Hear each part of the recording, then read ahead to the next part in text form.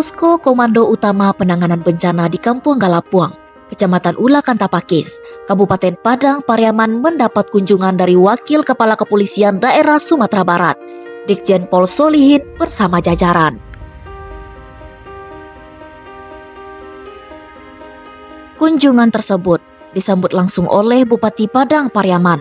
Tujuannya untuk meninjau kondisi terkini wilayah terdampak banjir dan memastikan kesiapsiagaan personil di lapangan.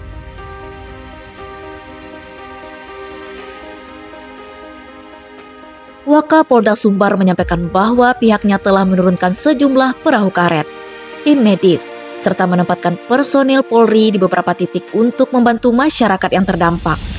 Selain itu, Polda Sumbar juga menyalurkan bantuan logistik berupa sembako bagi warga yang membutuhkan.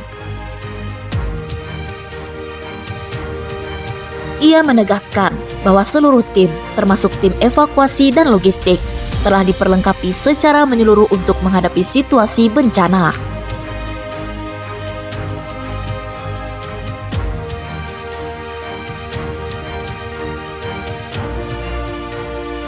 Dari Polda Sumbar dan bekerjasama dengan Pemda baik tingkat kabupaten, kota Madia, selalu siaga. Jadi kami juga dari Polda dengan bantuan Brimob juga Polda Sumbar menegakkan dapur-dapur darurat dan membantu dan mengevakuasi anggota warga yang terdampak.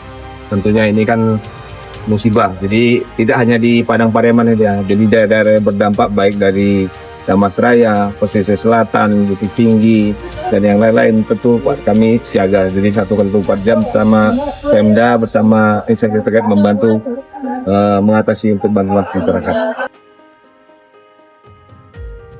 Sementara itu, Bupati Padang Pariaman menyampaikan apresiasi dan terima kasih kepada Polda Sumbar atas perhatian dan kehadiran langsung di tengah masyarakat. Ya, terima kasih. Padang Pariaman punya 17 kecamatan, ya 103 nagari. Ya, pada umumnya menurut pantauan kami dan menurut laporan yang kami terima, ya sebagian besar setidak-tidaknya ada 14 kecamatan yang kena dampak banjir. Dan memang yang paling terparah itu adalah Kecamatan Ulan Tapaki di mana sekarang kita berada. Ya, Ulan Tapaki ini ada 8 desa, 8 nagari. Dari 8 nagari itu 7 nagari itu terendam. Selain meninjau posko utama, rombongan Wakapolda juga mengunjungi sejumlah titik bencana lainnya, seperti lokasi longsor di Bukit Calia, Nagari Campago, tanggul jebol di Batang Nare, Korong Lansano, Nagari Sikucua, serta SD Negeri 10 Batang Gasan yang tertimbun longsor.